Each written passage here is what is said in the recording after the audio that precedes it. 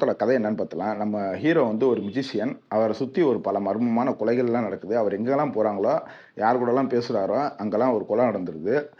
இந்த கொலைகளுக்கு காரணம் என்ன? ஏன் இதெல்லாம் நடக்குது? அப்படின்றத ஒரு ட்விஸ்ட் பண்ணி வச்சு சொன்னது தான் இந்த படத்தோட கதை. இப்ப இந்த படத்த பார்க்கலாமா வேணாமான்னு கேட்டீங்கன்னா, இந்த படத்துல வந்து தமிழ் டப்பிங் கொஞ்சம் ஓகேவா இருந்துச்சு. படம் வந்து 1951ல நடக்கிற மணிக்கு இவங்க இது பண்ணனால, படத்தோட ஒளிப்பதிவும் அந்த காலத்துல எடுத்த மணிக்கே இருந்துச்சு. அதாவது நம்ம எம்ஜிஆர், சிவாஜி படங்கள்லாம் பார்த்துருப்போம்ல, அந்த மணி பாணியில தான் இந்த கதை ஸ்க்ரீன் ப்ளேயே இருந்துச்சு.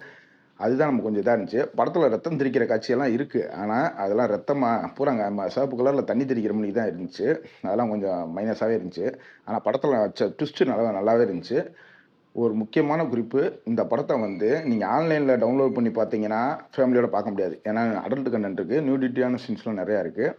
ஆனா, அத நீங்க YouTubeல பார்த்தீங்கன்னா, அந்த அடல்ட் கன்டென்ட்லாம் கட் பண்ணி வச்சிருக்காங்க. நீங்க ஃபேமிலியோடயே ஒரு தடவ ட்ரை பண்ணி பார்க்கலாம் இந்த படத்த. மொத்தத்தில கடைசில ட்விஸ்ட்டுக்காக இந்த படத்த பார்க்கணும்னா பாருங்க. ஏன்னா, இது வந்து இப்பயே சொல்ட்டேன். ஏன்னா, நம்ம எம்ஜிஆர் காலத்து டெக்னிக் ஒளிப்பதிவுல தான் இந்த படம் இருக்கு. மித்த